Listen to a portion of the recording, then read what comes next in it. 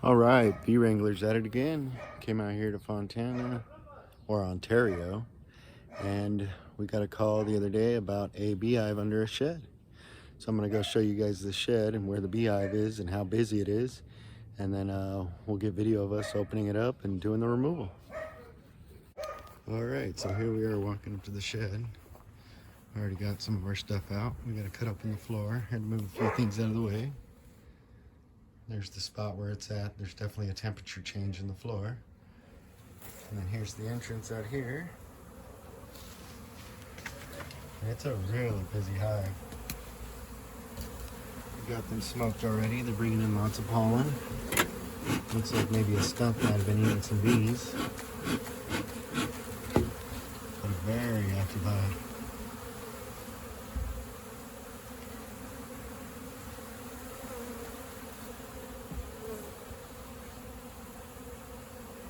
So we're gonna get this opened up. All right, we got it cut all open. I'm about to open it up now, and then we'll see how big this hive gets. I don't think it's gonna be one of our biggest, but it should still be pretty good sized.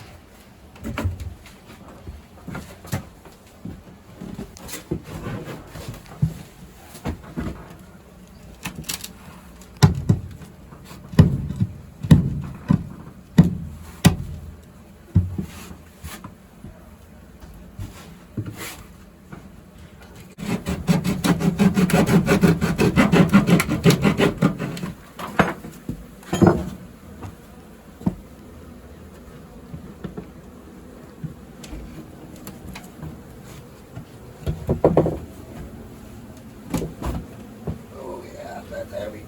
Oh, that's bigger than we thought. Wow, look at that.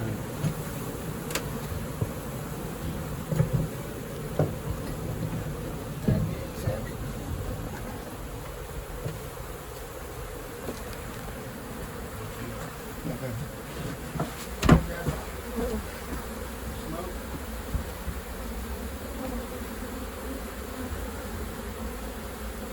So that's 1, 2, 3, 4, 5, 6, 7, 8, 9, 10, 11, 12, 13. Definitely a big hive. 15 rats. Big hive, lots of brood, Been here for a while. lots of honey. So it's so heavy to pick up.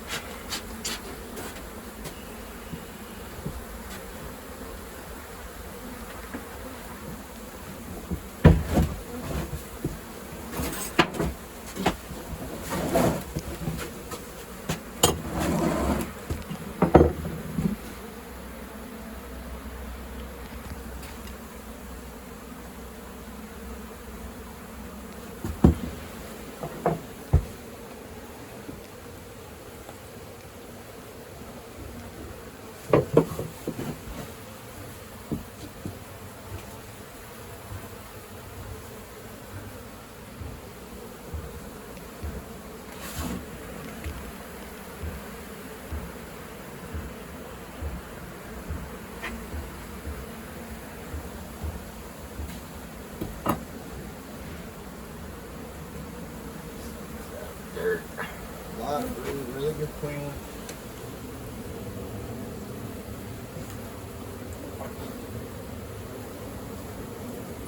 Lots of honey, just a really healthy hive.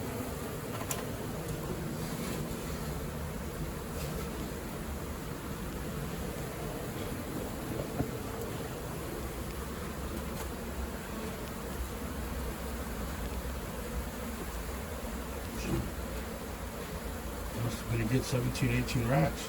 Yeah. How many bees do you think? This has got to be a good, at least 40,000. It's, I mean, with the brood and everything that's going on here and how busy it was, I wouldn't be surprised if it wasn't more than 40,000. Maybe 60. Huh? Yeah. How long do you think it's been here?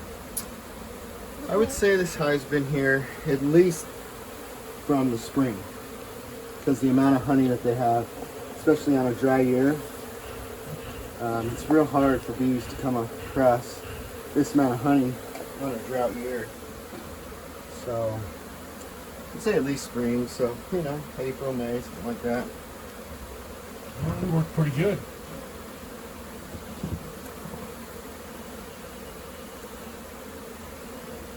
Very strong colony, lots of bees. The rats keep going.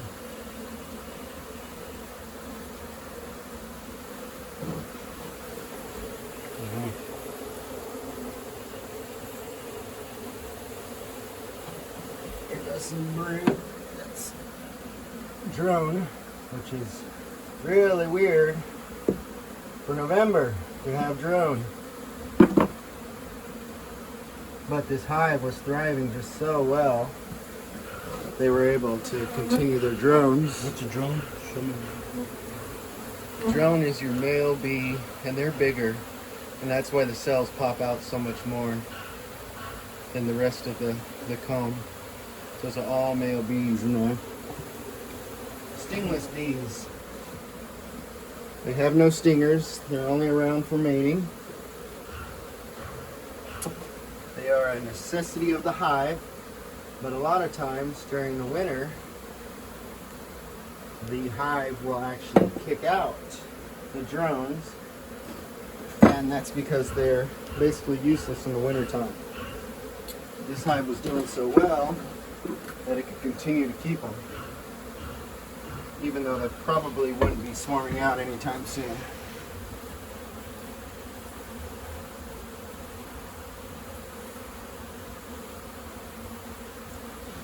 Very strong colony, very nice.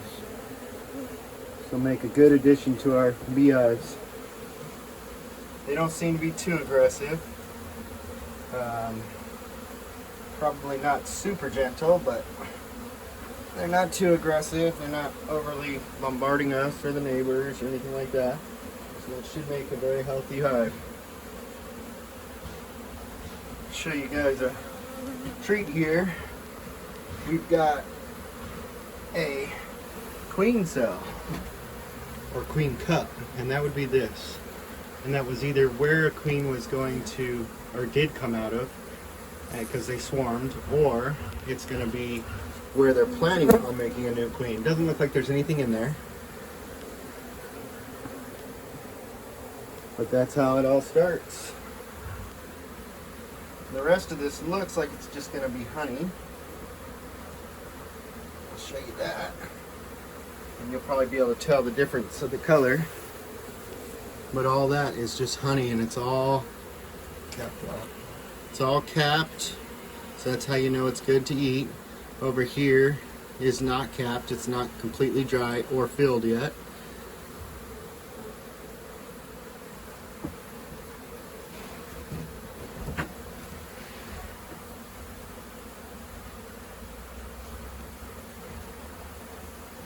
There's a nice, very heavy piece. A little bit of darker honey in there, as well as some pollen. Right in this area, that's all pollen.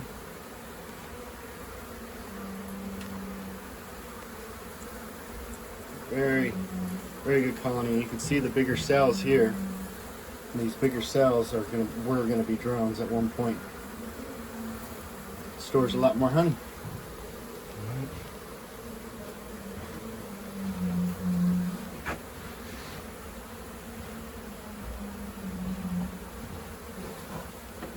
So we just continue removing all the honey, all the brood. Gonna be as gentle as possible in case we got the queen on one of these pieces. And then after we're done removing all the comb, we'll go ahead and vacuum up the remainder bees. Because inside this hole, not only on this plywood down here, but inside this hole there is a lot of bees.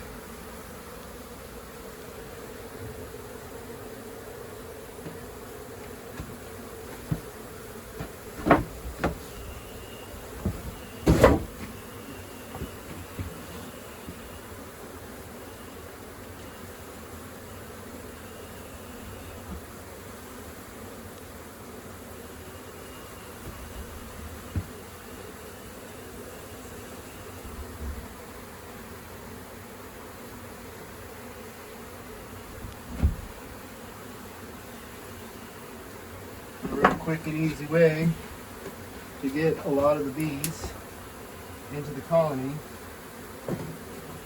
like this, is you just grab the wood where all the bees are and give it a good shake.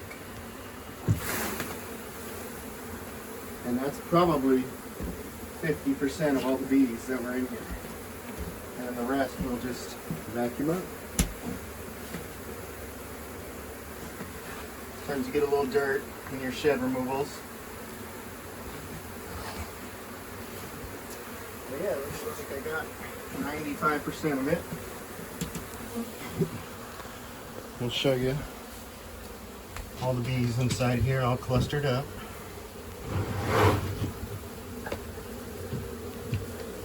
There are more bees on this side. So we'll get them all vacuumed up. And we'll show you that process here.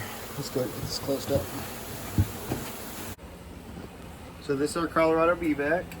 It's got a catch cage right there. This is the top. It's just basically a vacuum. A Shark, I think, is the brand. There's the hose. We basically gently suck the bees in and go into there. So John's going to go ahead and plug us in, and then I'll show you how we're vacuum. Yeah.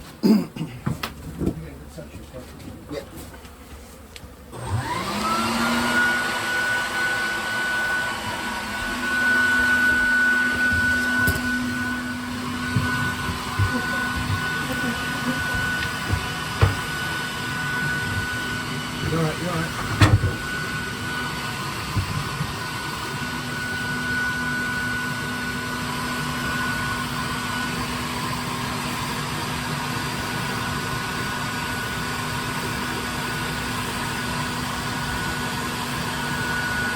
So we slowly vacuum up the bees. It's a good possibility the queen could be in here. She could be in with the comb, but we hope she's in with these. It's better to have her in a catch cage rather than inside with all that comb. There's a chance she could get damaged with the comb. Looks like I am finding some more honey back here. I'll have to remove that after I get most of these bees out of here.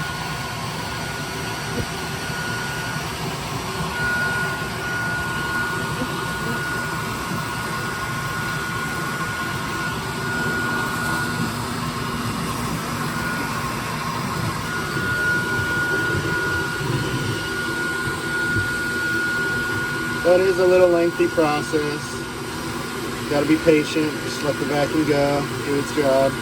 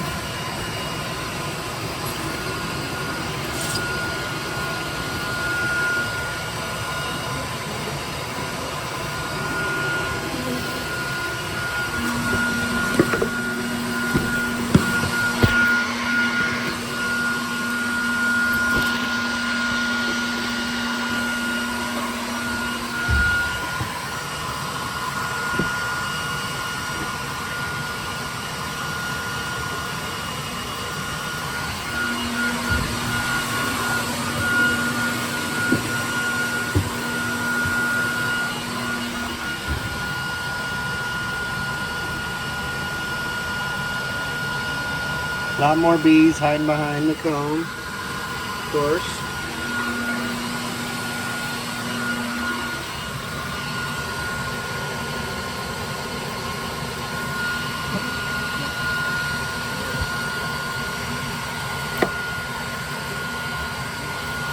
Now this honey we do not use because there's going to be sand and particles in it.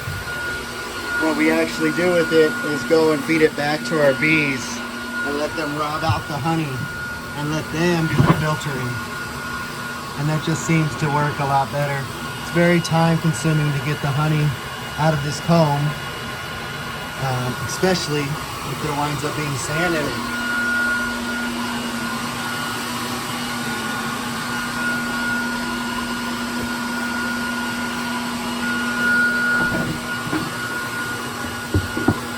Looks like that's about it. Just gotta vacuum them up. So they like to cluster. You see them scurrying around and they'll wind up clustering somewhere. And we just vacuum again. Another good 4,000 or 5,000 bees we gotta vacuum up. Very, very strong, healthy hive.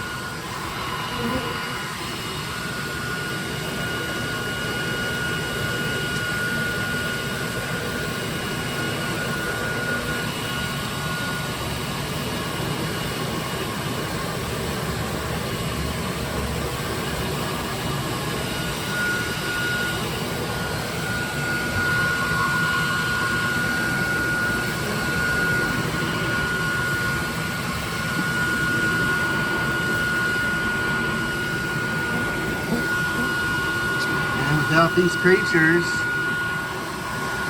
our food supply would be really damaged.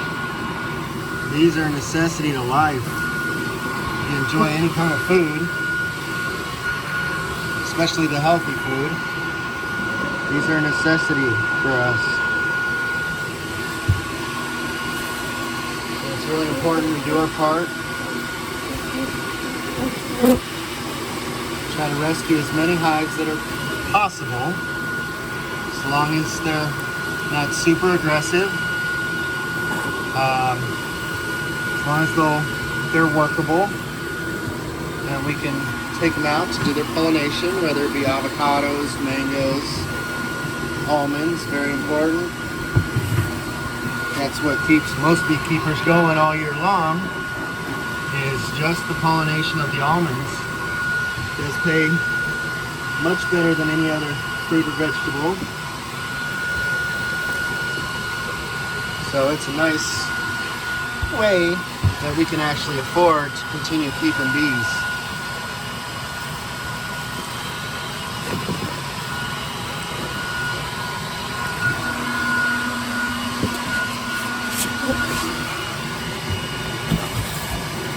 So you always get some loss.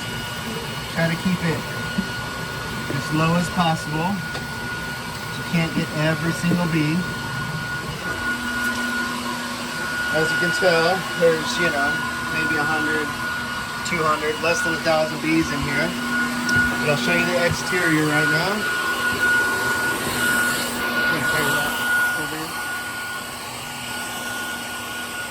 Don't unplug it. Don't leave it plugged in here. I'm going to vacuum up all these bees out here. So this is what the exterior looks like.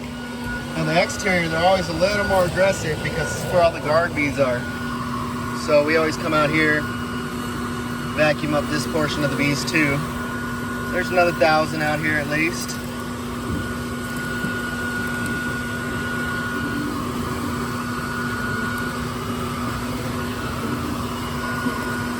And these are all your foraging, working bees that have pollen on them, honey on them.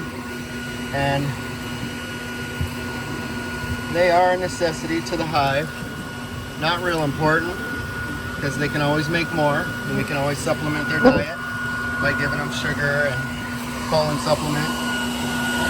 And they wouldn't need as many worker bees if we do that for them. But it's best to get as many as you can. Front entrance. What we This is the plywood after we're done removing it.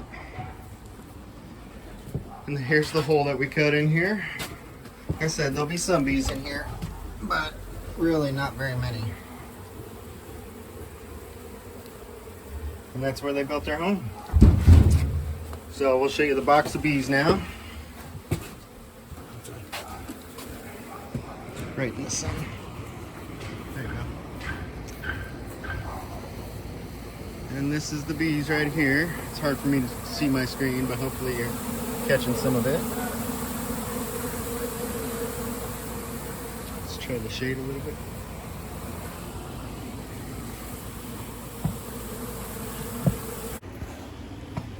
Okay, so as you can see, except for a little bit of honey drippage, it's almost like we were never here. You have a few cuts, has backing all the way around it, re-screwed back in, and the stuff is ready to go back in. Now what we're doing on the exterior is getting some screening, and we're going to get these little holes sealed up. John looks like he's already done with one of them. And it's just an aluminum screening with a little bit of caulking just to hold that aluminum screening on there. This shed is raised, so they could have issues in other spots, but I don't think we carry enough screening to screen all these holes off. So hopefully, because it's open like that, the bees will leave it alone. Alright guys, until next time, bee wranglers out.